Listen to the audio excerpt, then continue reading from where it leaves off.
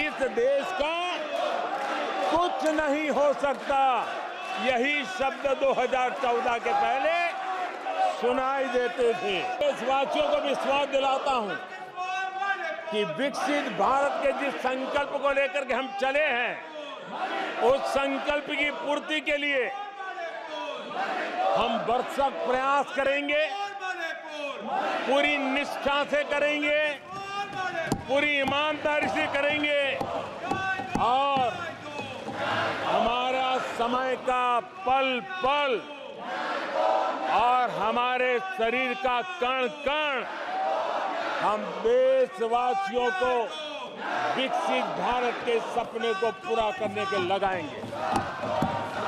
हमने देश की जनता को कहा था 24/7 फॉर 2047। आज मैं इस सदन में ही दोहराता हूं कि हम उस काम को अवश्य पूरा करेंगे। आदरणीय सभापति जी,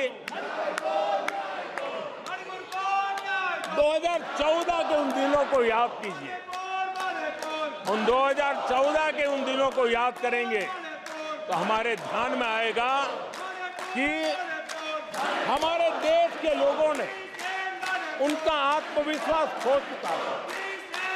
देश निराशा की गर्त में डूब चुका था।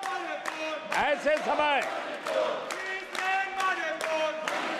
2014 के पहले देश ने जो सबसे बड़ा नुकसान भुगता था, जो सबसे बड़ी अमानत खोई थी, वो था देशवासियों का आत्मविश्वास। और जब विश्वास और आत्मविश्वास खो जाता है, तब उस व्यक्ति को, उस समाज को, देश को खड़ा होना मुश्किल हो जाता है। और उस समय सामान्य मानवी के मुंह से यही निकलता था कि वो इस देश का कुछ हो नहीं सकता।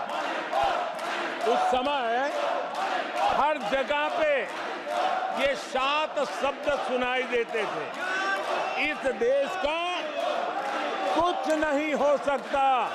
यही शब्द 2014 के पहले सुनाई देते थे। भारतीयों की हताशा के इन 7 शब्द एक प्रकार से पहचान बन गए थे।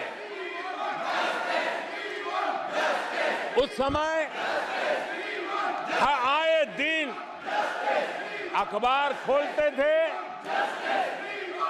तो घोटालों की खबरें ही पढ़ने को मिलती थी और सैकड़ों करोड़ के घोटाले, रोज नए घोटाले,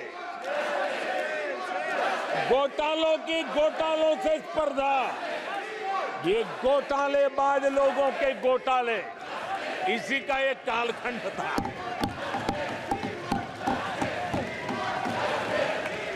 और बेशर्मी के साथ सार्वजनिक रूप से स्वीकार भी कर लिया जाता था कि दिल्ली से 1 रुपया निकलता है तो 15 पैसा पहुंचता है।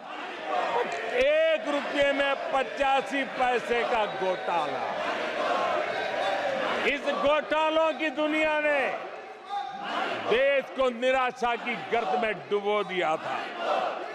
पॉलिसी पैरालिसिस था, फ्रेजाइल 5 में पहुंच चुके थे। भाई भतीजावाद इतना फैला हुआ था कि जिसके लिए सामान्य नौजवान तो आशा छोड़ चुका था कि अगर कोई सिफारिश करने वाला नहीं है तो जिंदगी अटक जाएगी। ये स्थिति पैदा हुई थी। गरीब को घर लेना हो, हजारों रुपए की रिश्वत देनी पड़ती थी।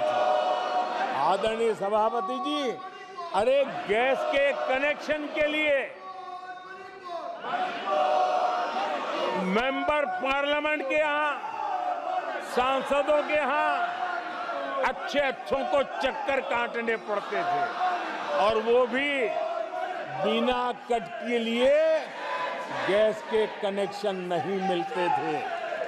आदरणीय सभापति जी, मुफ्त राशन भी पता नहीं कब बाजार में दुकान पर बोर्ड लटक जाए, हक का राशन नहीं मिलता था, उसके लिए भी रिश्वत देनी पड़ती थी।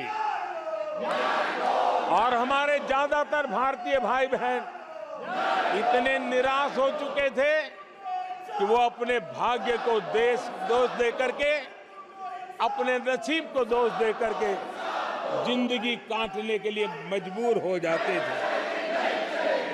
आदरणीय सभापति जी, वो एक वक्त था 2014 के पहले, जब वो 7 शब्द हिंदुस्तान के जनमन में स्थिर हो चुके थे।